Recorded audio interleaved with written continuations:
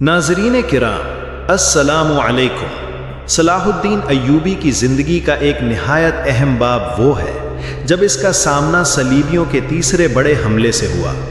اس حملے کی قیادت یورپ کے 3 بڑے بادشاہ کر رہے تھے: انگلستان کا رچرڈ شیر دل، فرانس کا فلپ اگستس اور جرمنی کا فریڈرک باربروسا۔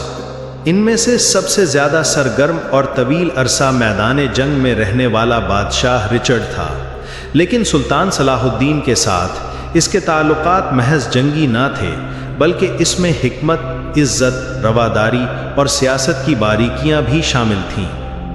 جنگ حطین کے بعد جب بیت المقدس مسلمانوں کے ہاتھ آ چکا تھا تو یورپ میں شدید رد عمل پیدا ہوا۔ پاپائے روم نے اعلان کیا کہ یروشلم کو مسلمانوں سے چھڑانے کے لیے یورپ کے تمام حکمران مشترکہ صلیبی جنگ کا حصہ بنے۔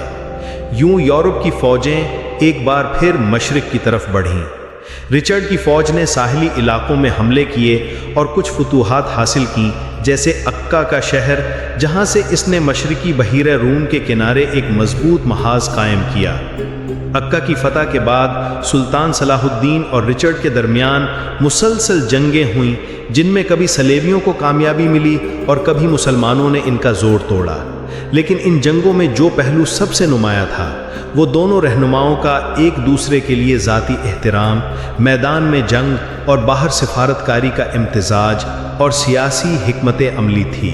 سلطان صلاح الدین اگرچہ کم وسائل میں جنگ لڑ رہا تھا، مگر اس کی عسکری منصوبہ بندی اور جغرافیائی بصیرت لاجواب تھی۔ وہ جانتا تھا کہ دشمن سمندری راستے سے آ رہا ہے اور اس کا رسد کا نظام وہاں سے جڑا ہے، اس لیے وہ اندرون ملک پیچھے ہٹتا اور پھر اچانک حملے کر کے صلیبیوں کو تھکا دیتا۔ وہ جانتا تھا کہ رچرڈ بہادر ہے، لیکن لمبے عرصے تک قیام نہیں کر سکتا، اور اگر بیت المقدس کو دفاعی حصار کے ساتھ محفوظ رکھا جائے تو اسے حاصل کرنا آسان نہیں۔ رچرڈ دوسری جانب نہایت تجربہ کار فوجی تھا۔ اس نے جدید طرز کے ہتھیار، نظم و ضبط کی سختی اور سمندری راستوں سے لشکر کشی کا فائدہ اٹھایا۔ اس نے مسلمانوں کی کئی چوکیوں پر قابض ہو کر راستے بند کیے اور بعض مواقع پر مسلمانوں کے قلعوں کے قریب آ گیا، مگر بیت المقدس کی طرف بڑھنے میں ہچکچاہٹ اس کے اندرونی شکوک اور سیاسی مصلحتوں کا نتیجہ تھی۔ اسے ڈر تھا کہ اگر وہ بیت المقدس پر قبضہ کر بھی لے تو زیادہ عرصہ اسے سنبھال نہیں پائے گا۔ اس پورے دور میں سلطان صلاح الدین اور رچرڈ کے درمیان متعدد خطوط کا تبادلہ ہوا، کبھی جنگ بندی کی بات، کبھی قیدیوں کی رہائی اور کبھی سفارتی مشورے۔ ایک موقع پر جب رچرڈ بیمار ہوا تو سلطان صلاح الدین نے اس کے لیے اپنا ذاتی طبیب اور پھل بھجوائے۔ جنگی محاذ پر سب سے نمایاں واقعہ آرسوف کی جنگ تھی، جو 1191 عیسوی میں لڑی گئی۔ اس جنگ میں رچرڈ کی فوج کو فتح حاصل ہوئی، لیکن مکمل فتح نہیں، کیونکہ سلطان صلاح الدین نے پسپائی اختیار کرتے ہوئے بڑے نقصان سے اپنی فوج کو بچا لیا۔ اس جنگ نے رچرڈ کو سلطان صلاح الدین کی عسکری مہارت کا قائل کر دیا۔ یہاں سے دونوں نے آہستہ آہستہ جنگ کے بجائے مذاکرات کی طرف قدم بڑھایا۔ دونوں رہنماؤں کی عزت ایک دوسرے کے دل میں اس قدر تھی کہ رچرڈ نے اپنے چند قیدی مسلمانوں کو آزاد کیا اور سلطان صلاح الدین نے بدلے میں عیسائی قیدیوں کو چھوڑ دیا۔ یہاں تک کہ جب ایک بار رچرڈ کا گھوڑا مارا گیا تو سلطان صلاح الدین نے اسے 2 گھوڑے بطور تحفہ بھجوائے۔ یہ سب اس بات کی دلیل ہے کہ سلطان صلاح الدین صرف شمشیر زن مجاہد نہیں تھا، بلکہ اخلاق، عظمت اور انسانیت کا پیکر بھی تھا۔ مذاکرات کا سلسلہ بڑھتا گیا کیونکہ رچرڈ کو یورپ کی سیاست نے مجبور کیا کہ وہ جلد واپسی کا فیصلہ کرے۔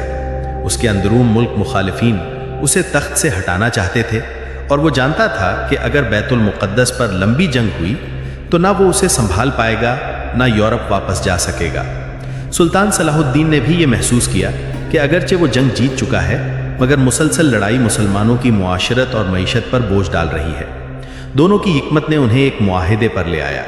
1192 عیسوی میں صلح رملہ طے پائی، جس کے مطابق بیت المقدس مسلمانوں کے پاس ہی رہے گا، لیکن عیسائی زائرین کو وہاں آزادانہ زیارت کی اجازت ہوگی۔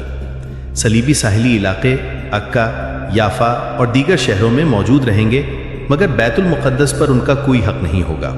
یہ معاہدہ ایک بڑے خون ریزی سے بچاؤ کا ذریعہ بنا، اور یہ دونوں رہنماؤں کی پختہ سیاسی بصیرت کا نتیجہ تھا۔ صلح کے بعد جب رچرڈ واپس جانے لگا تو اس نے سلطان صلاح الدین کے لیے نیک تمناؤں کا اظہار کیا۔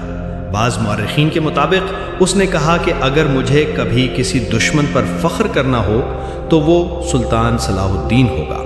اور جب سلطان صلاح الدین کو اس کے جانے کی خبر ملی تو اس نے دعا کی کہ وہ امن کے ساتھ اپنے وطن پہنچے۔